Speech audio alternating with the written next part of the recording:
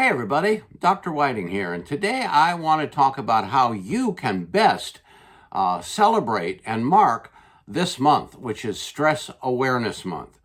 Those of you who have followed me know about my passion for helping people to manage stress, because stress is the cardinal cause, the main cause of virtually all disease and disorder inside the body, especially if it goes on for any prolonged period of time. And so this Stress Awareness Month, let's take a little look at what stress can really do. Recently, there was a study analysis, a meta-analysis we call it, of a variety of clinical studies on the effects of stress. And they put together a composite of what stress can do over time. And rather than misquote, I am going to quote directly from this meta-analysis. In addition to feeling irritable and anxious, people experiencing stress can also feel nervous, uncertain, and angry. They often express other symptoms, including feeling a lack of motivation, having trouble concentrating, being tired, overwhelmed, and burned out. And if this goes on for any length of time, they can report being sad or even depressed. So there's a lot more negativity connected with excess stress than many of us often think about. Then there's anxiety. Okay, now anxiety can result from stress, but it can also be independent. So if you want to understand the two, I will continue to quote from this meta-analysis, which I think is just really beautifully done. One way to think about the difference between stress and anxiety and depression is that stress is generally a response to an external issue. Excess traffic, lack of financial security, overworked, stress at work, stress in the home, etc. External stress.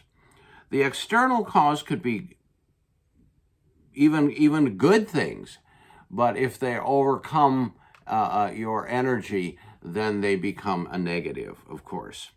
Anxiety and depression, on the other hand, are generally persistent. They're ongoing. Whatever's causing them is not temporary.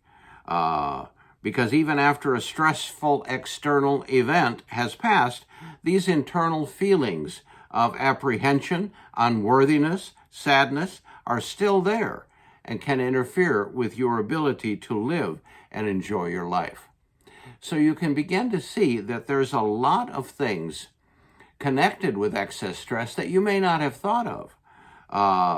It's not just lack of sleep or worry. It can be a total burnout. There's all kinds of things. And the meta-analysis concludes by saying chronic stress can have long-term consequences. Boy, that's for sure. Studies have shown that it can raise the risk of heart disease and stroke.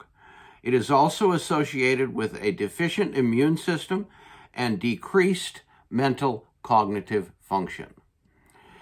Hopefully, you're beginning to understand why I scream constantly about managing stress.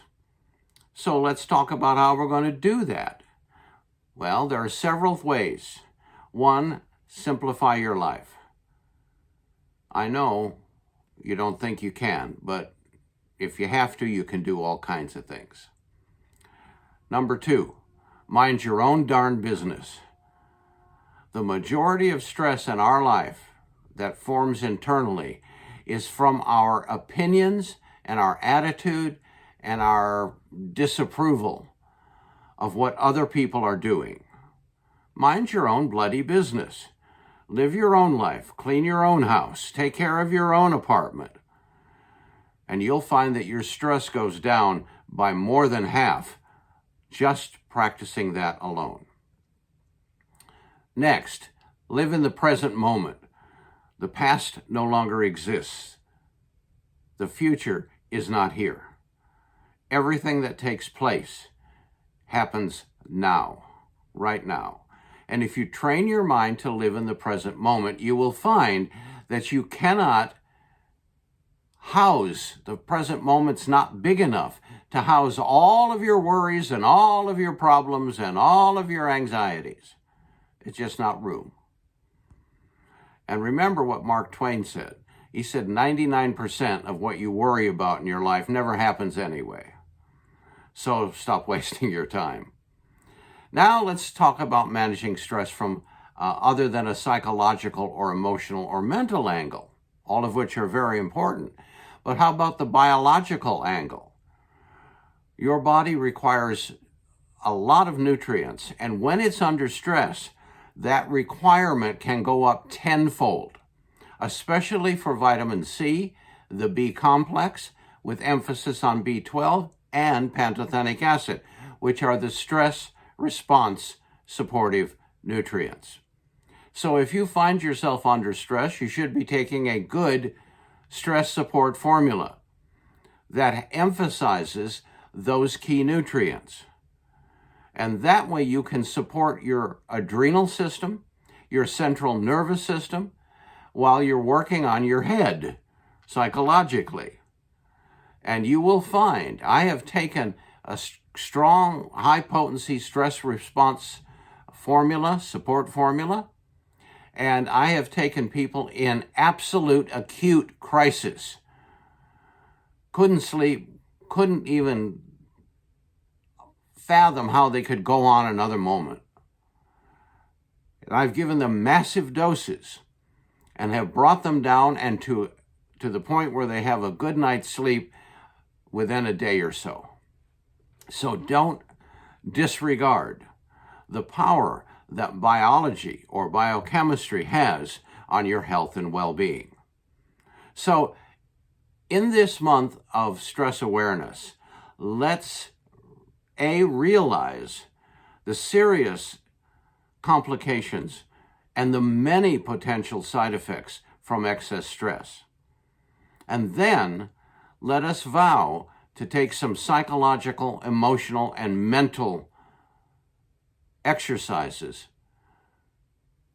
to simplify our life and focus on our own life in this wonderful present moment. And lastly, support your biology, your biochemistry, by taking a stress support formula if you find yourself under excess stress for whatever reason. And you will find that you will sleep better, that you will think better, that you will react better, that your mood will be better, and the list goes on and on. Stress will and can kill you. This is Dr. Whiting. Should you have any questions or comments, you can reach me at askthedoc@healthyinformation.com. If you use a phone, you can call me at 619-507-2113. Take care and stay safe.